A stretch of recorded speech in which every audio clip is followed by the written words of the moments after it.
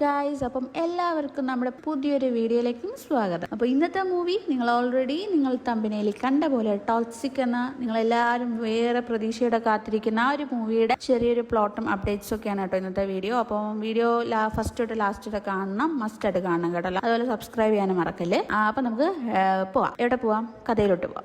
അപ്പോൾ നമ്മുടെ rocking star ആയിട്ടുള്ള യാഷിന്റെ KGF ശേഷമുള്ള ഏറ്റവും വലിയൊരു പ്രോജക്റ്റാണ് Toxic, a fairy tale for grown ups.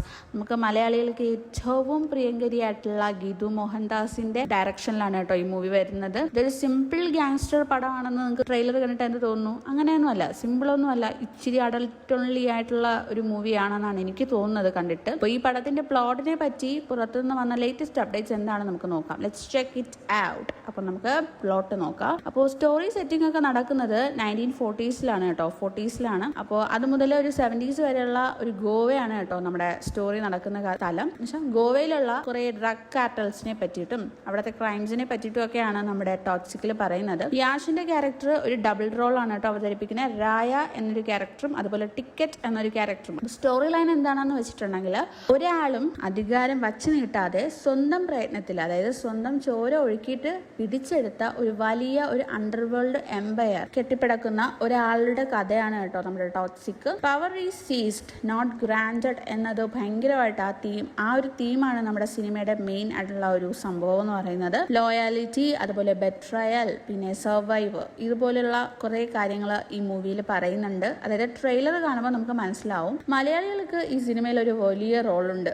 അതായത് നമ്മുടെ ഗീതു മോഹൻദാസ് തൊട്ട്, അതായത് ഡയറക്ടർ തൊട്ട് നമ്മുടെ ടൊവിനോ തോമസ് ആണ് ഇതിലെ മെയിൻ വില്ലൻ എന്നാണ് കുറച്ച് റൂമേഴ്സ് ഒക്കെ വരുന്നുണ്ട്. അറിയത്തില്ല. കൂടെ നയൻതാരയുണ്ട്, കിയാര അദ്വാനി ഉണ്ട്, ഹുമ ഖുറേഷി ഉണ്ട്. എന്നിവർക്കും പ്രധാന വേഷങ്ങൾ കൊടുത്തിട്ടുണ്ട് കേട്ടോ. സിനിമാറ്റോഗ്രാഫി ചെയ്യുന്നത് രാജീവ് രവിയാണ്, അതും മലയാളി.